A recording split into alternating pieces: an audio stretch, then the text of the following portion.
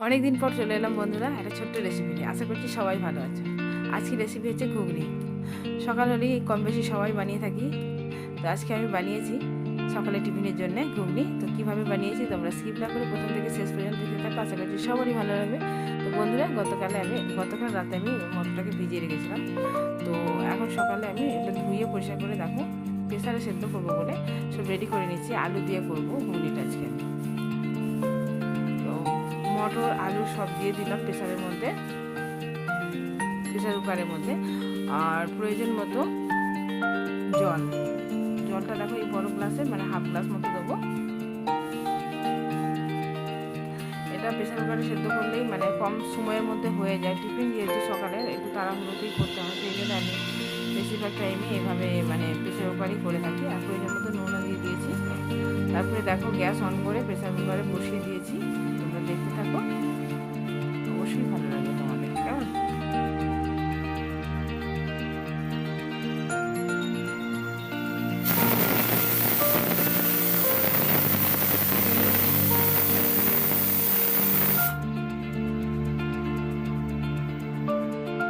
তারপরে বন্ধুরা দেখো আমার মটর মোটামুটি সেদ্ধ হয়ে গেছে। তো 4টে সিটি পড়ে গেছে, 3টে সিটি দিলে ভালো হতো। যাই আমি কাজ করেছিলাম সেই মানে আস্তে আস্তে সিটিটা পড়ে গেছে। তো চলো এটাকে এবার আমি ফোড়ন দিয়ে নেবো। তারপরে দেখো আবার কড়া বসিয়ে দিয়েছি। তো কড়া গরম হতে এর মধ্যে আমি সর্ষের তেল প্রয়োজন মতো দিয়ে দিলাম। আমি অল্প তেলই বেশিরভাগ টাইমে রান্না করে থাকি। এই টাইমটা ভীষণ গরম, তো সেই জন্য অল্প মানে বেশি রিচ আমি তরকারিতে করি না। তো চলো তেল গরম হয়ে গেছে। এখানে ফোড়নের জন্য ব্যবহার করেছি আমি একটা শুকনো লঙ্কা, একটা তেজপাতা, কিছুটা পাঁচফোড়ন। আর এখানে মাঝের সাইজের একটা পেঁয়াজ আমি কেটে রেখেছিলাম, সেই পেঁয়াজটা দিয়ে দিলাম। চলো এটাকে লাল লাল করে ভালো করে ভেজে নিই।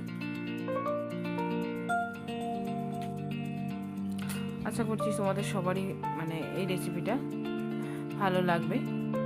তারপরে দেখো আমি শিলে বেটে নিয়েছিলাম আদা, রসুন আর কাঁচা লঙ্কা শুকিয়ে গেছিলো, সেইটাই আমি বেটে মানে যতটা লাগবে আমি ততটাই দিয়ে দিলাম আদা রসুনটা।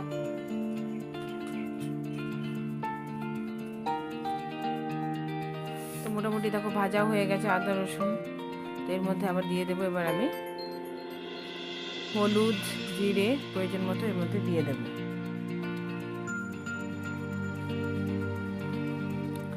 তো তোমাদের কেমন লাগছে আমার ভিডিওটা অবশ্যই কমেন্ট বক্সে জানিও।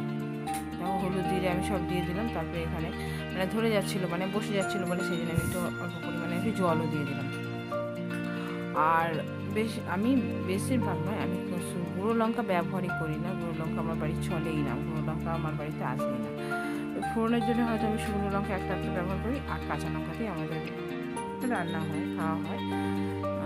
মশলা মানে কালারের জন্য আমি বেশিরভাগ টাইম মানে কাশ্মীরি লঙ্কা ব্যবহার করি। আজকে যাই হোক কাশ্মীরি লঙ্কাটা আমি দিয়ে দিই। বন্ধুরা দেখো তারপরে আমি মশলাটা কষা হয়ে যাওয়ার পরে আমি দিয়ে দিলাম মটর আলু দিয়ে যেহেতু করেছি আমি, দেখো কত সুন্দর লাগছে। তো দিয়ে দিলাম এটাও। তারপরে দেখো একটু চিনিও দিয়ে দিলাম এর মধ্যে। একদম রেডি হয়ে গেছে আমারও মানে ফোড়ন দিয়ে। এবার চলো এটাকে আমি 5 মিনিটের জন্য এবার ঢাকা দিয়ে রাখি। 5 মিনিট পর আসছি। বন্ধুরা দেখো একদম রেডি হয়ে গেছে আমার মানে ঘুগনি সকালের টিফিন।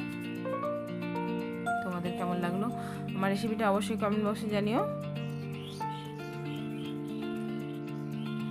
চলো এবার গ্যাসটাকে বন্ধ করে দিই। আর অনেকটা বেলা হয়ে গেছে, আমার বড় ছেলে টিউশনে যাবে, সেই জন্য আরও তাড়াহুড়ো করতে হয় আমার সকালটায়।